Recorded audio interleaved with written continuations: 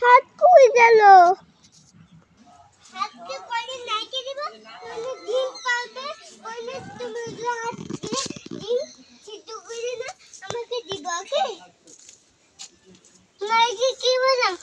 আমার কুকুর জাল বাইতে না হাত তুলছে, হাতগুলো না কইলে আমাদের বাইতে নাচ্ছে, ভাবে